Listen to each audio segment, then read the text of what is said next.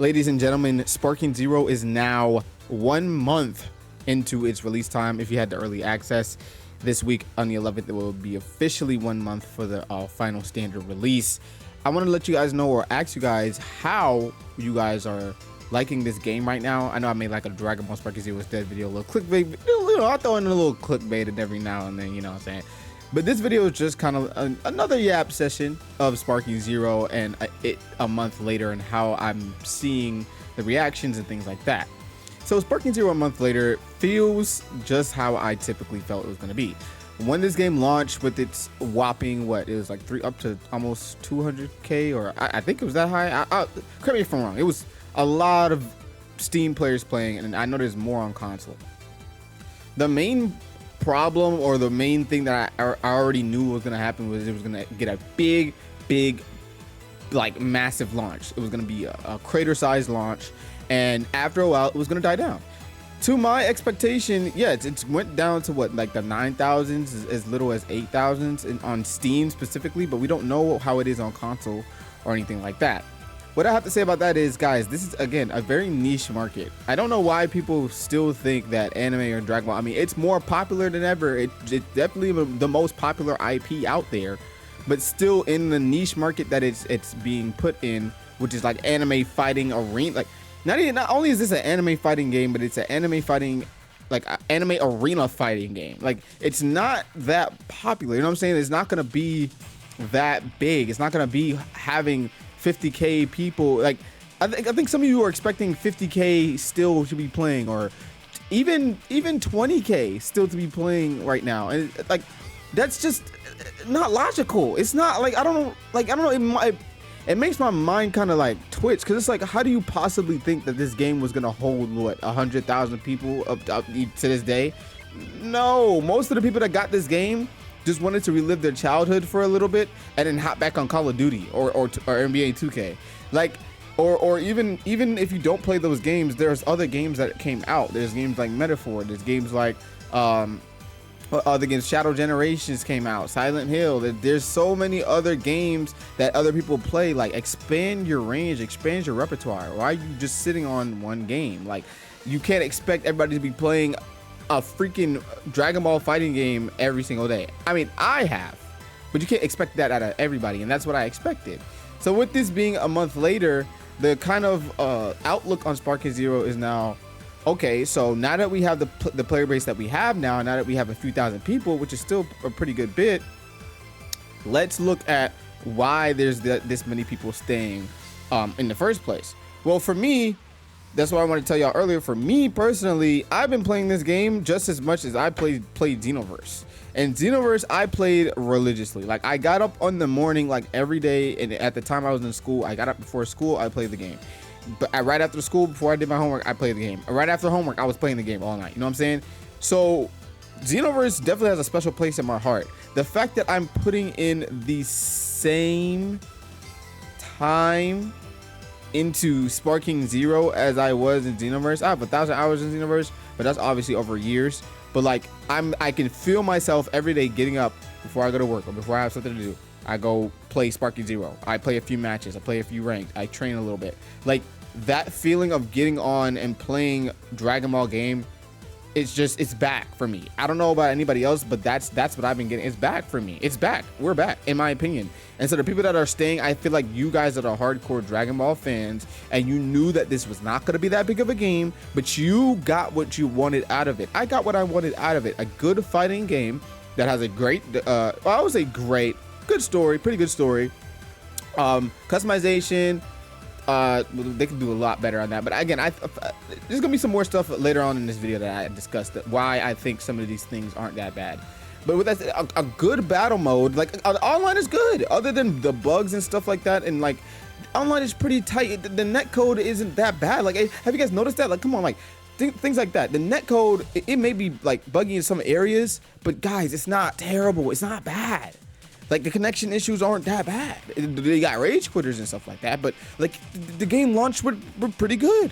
Again, aside from some other bugs, like, I'm not gonna ignore the bugs, I'm not gonna ignore the other improvements, but when it comes to like connection issues and stuff like that, generally for the overall, I think it was pretty better than most of what Bandai has put out, if that makes sense.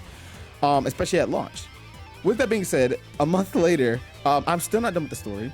I've done most of the what ifs, but again, I'm taking my time with the story. It's this thing with SparkingZero where I'm like taking my time through everything, but like I have like over 100 hours on PlayStation. And I've been playing ranked every day. Like I've been on rank. I have a reason to get on rank. Like maybe for me, it's more so about playing with the characters and then just getting the feel of fighting in the anime.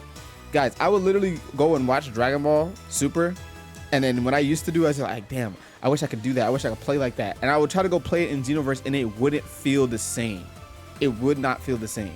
Bro, when I watch anime or when I watch a Super episode or something on Dragon Ball Heroes or something about Super or something, and I look at what they're doing, I'm like, bro, I'm gonna go do that. And I play SparkingZero, I feel that. I feel that. This is what we wanted. We wanted to watch the show and be like, bro, I wish I could at least just get a taste of what that feels like. Bro, I play SparkingZero, I feel that. I feel that, bro. I feel like I'm playing in the anime. I feel like I'm playing in the anime fight. I feel like I'll be trying to recreate what I just watched on the show. Like, it's really that good of a I wouldn't say copy and paste, but it's that good of a way to portray an anime fight or the way to portray an anime show. With that also being said, I also want to reiterate that this game is not dead. All right, this game is not dead. In fact, it's still very much alive. The only thing I have a problem with is the community that it seems to be trying to latch on to this trope that either Xenoverse is better or it's not as good as we thought and the game's just dead. And it's like, I think it's because we had so much anticipation for this game and the game was so hype that people thought that was going to last forever. You know what I'm saying? Like, you got to be logical, bro. Like, I knew this was going to boom for at least 2 weeks and then die down. And then we will see who the real ones are, who the real fans are staying, who really likes the game. And so the game for me, I ain't gonna lie, it being a 7 out of 10 isn't a far reach.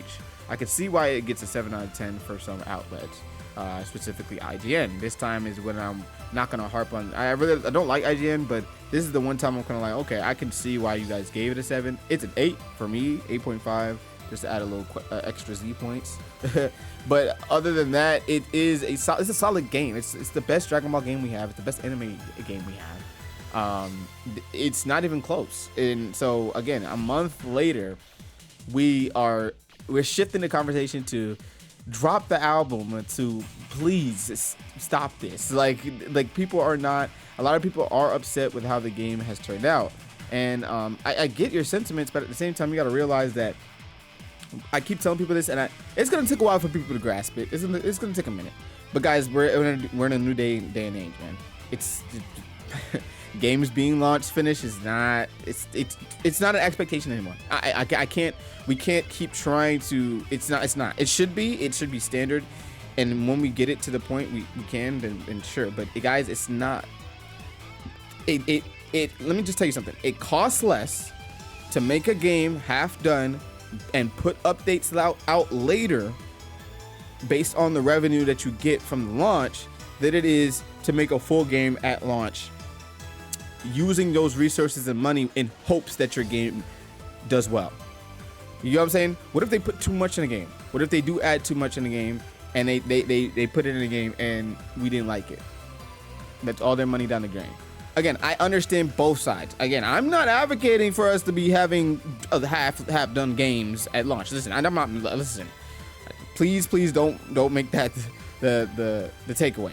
What I want the takeaway to be is that there is a duality in this situation to the point where it can help that some companies utilize a launch feature that doesn't fully launch the game in a way. Because I'm not saying this is half done. The game isn't half done. But I can tell that they had some more in the pocket, and that's what I wanted to get into. Guys, just how they were so secretive with this game, we didn't know SparkingZero was happening until they said it.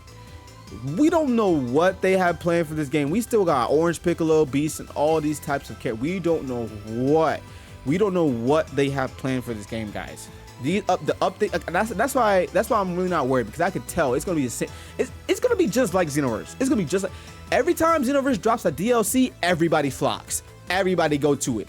Everybody make sure. Oh shit, they drop Beast. Oh shit, everybody. They may not like it when they get to it, but every time Xenoverse drops a DLC, it booms. every time. Sparking Zero gonna be the same shit. When they already said the other 2 DLCs, so some people are probably like, I'll wait for a few. But when they drop that one DLC that everybody, it's gonna boom again.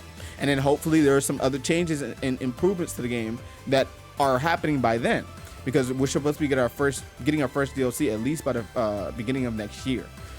So with all that being said, a month later, Sparking Zero is still a good game. It's still a great game to me. I still play this game every day. I don't know. I haven't lost any steam with this game. No steam at all. I've been playing other games, of course. I've been playing Call of Duty. My rotation has literally been Call of Duty and Sparking Zero lately. That's what's been my rotation. That's the games, because those are the new games that are coming out. So I'm trying to, you know, finish up the games, finish all the level ups and stuff like that. So I'll move on to other games probably like next year. But like right now, I'm sticking with like Sparking Zero and Cloud right now, and it's doing me justice, man. I come home again and working. I come home from work and after a long day, and you hop on Sparking Zero. Like, come on, man. I don't know. It's just, for me, it just hasn't lost any steam. I'm still doing good. Still looking to do tournaments. Still looking to collab with other content creators. If you're still doing content, keep going, bro. You're doing good. Trust me, you're doing good. Everybody else, I can't do it anymore. No more content to be made. The games that, nope. You know you're doing great. Keep doing it. Keep doing it. Keep doing exactly what you're doing. Don't listen to nobody else. The game is not dead. We can literally put life into it. I don't care what nobody says. You can literally put life into any game. So if you guys enjoyed my little yap session about Sparking Zero a month later, let me know what you guys think. Leave a like on the video, subscribe if you're new and get on some more Sparking Zero content. Peace.